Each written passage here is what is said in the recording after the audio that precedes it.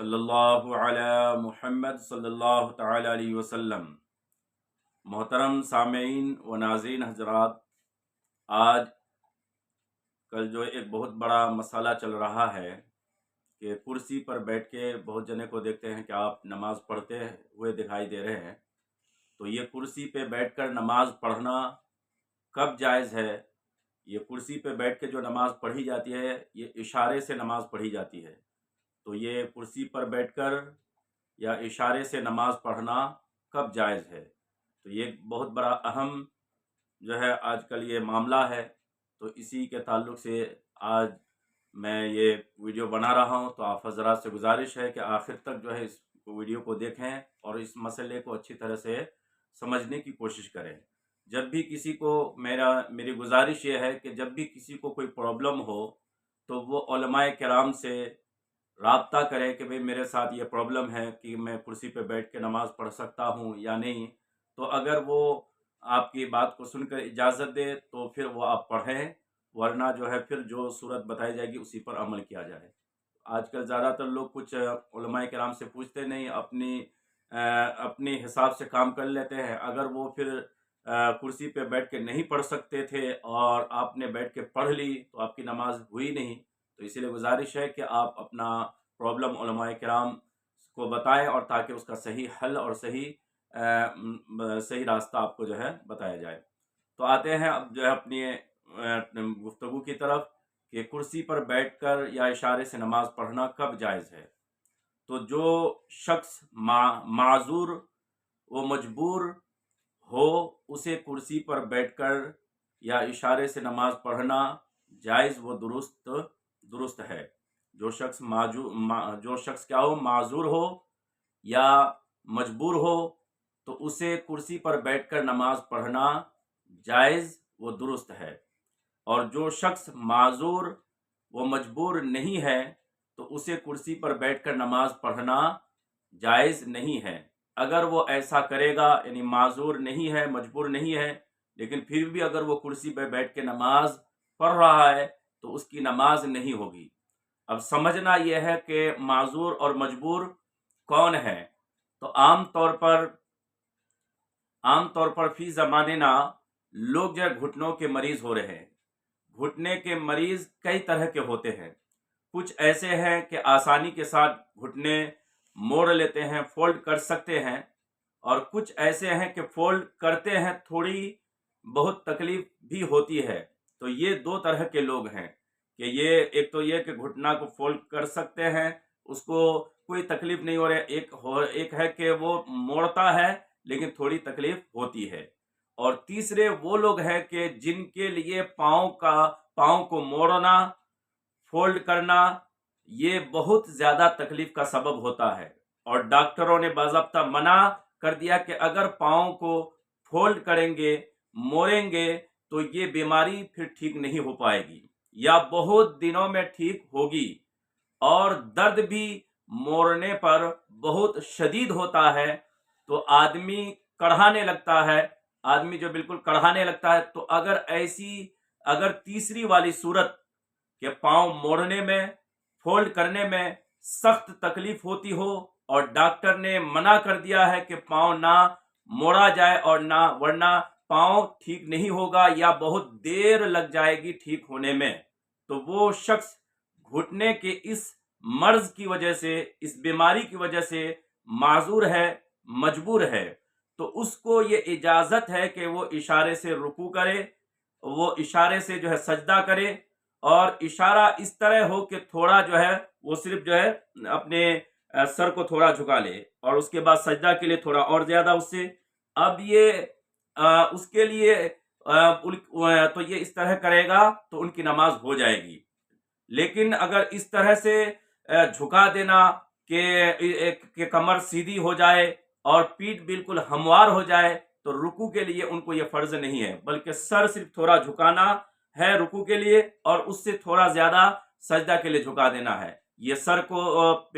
سجدے کے لیے زمین پر ناک اور پیشانی کو چپکا دینا یہ جو اس پر فرض نہیں ہے، چونکہ جو انسان گھٹنے کے بالکل اس طرح مریض ہو چکا ہے کہ ان کو پاؤں کو فولڈ کرنے میں، موڑنے میں یہ بہت زیادہ تکلیف ہوتی ہے، تو اب ظاہر سی بات ہے کہ سجدہ کرنے کے لیے چونکہ پاؤں کو فولڈ کرنا پڑے گا، پاؤں کو موڑنا پڑے گا، تو اسی وجہ سے وہ سجدہ سنت طریقے کے مطابق وہ سجدہ نہیں کر سکتا ہے۔ تو ایسا انسان وہ مجبور کہلاتا ہے، معذور کہلاتا ہے۔ تو اس کو اجازت دی ہے شریعت نے کہ وہ جو کرسی پہ بیٹھ کے یا زمین پر بیٹھ کے وہ پاؤں جو ہے قبلہ کی طرف، چونکہ پاؤں تو فولڈ کر سکتا نہیں، پاؤں قبلہ کی طرف یوں پھیلا دے، اور وہ یا پھر کھڑے کھڑے بھی وہ جو ہے انسان جو ہے نماز جو ہے پڑھ سکتا ہے، رکوع اور سجدہ جو ہے اشارے سے کرے گا۔ اب دیکھیں اس کا حوالہ کیا ہے۔ جو آدمی سنت طریقے کے مطابق سجدہ نہیں کر سکتا ہے، تو در مختار میں ہے کہ یہ مسئلہ لکھا ہوا ہے۔ کیا لکھا ہوا ہے؟ کہ اس کے لیے مستحب ہے کہ جو آدمی سنت طریقے کے مطابق سجدہ نہیں کر سکتا ہے، اس کے لیے مستحب ہے کہ بیٹھ کر اشارے سے نماز پڑھے، تو نماز وہ اشارے ہی سے پڑھے گا، رکوع بھی اشارے سے ہی کرے گا، اور سجدہ بھی اشارے ہی سے کرے گا۔ تو اس اشارے کے لیے بیٹھنا زمین پر مستحب ہے، زمین پر بیٹھنا مستحب ہے۔ اور اگر بیٹھے نہیں بلکہ کھڑے کھڑے ہی رکوع اور سجدہ کے لیے اشارہ کرے اور نماز پڑھ لے، تو بھی جو اس کی نماز صحیح ہے، درست ہے۔ اور جائز یہ بھی ہے کہ رکوع سجدہ کے لیے اشارہ کرے کھڑے کھڑے اور نماز یوں پوری کرے، تو جائز یہ بھی ہے۔ اور زمین پر بیٹھ جائے تو رکوع سجدہ کے لیے اشارہ کرے اور پاؤں جو ہے موڑ نہیں سکتا، تو پاؤں جو ہے قبلہ کی طرف پھیلا دے۔ لیکن بیٹھنا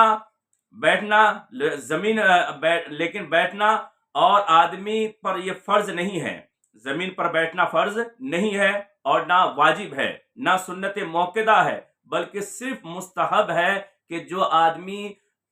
پیر کو، گھٹنوں کو فولڈ نہیں کر سکتا، موڑ نہیں سکتا، تو وہ زمین پر بیٹھ جائے اس طرح سے کہ ان کا پاؤں قبلہ کی طرف پھیلا دے اور رکوع اور سجدہ جو ہے اشارے سے کر کے نماز پڑھے، تو یہ مستحب ہے۔ ورنہ اگر وہ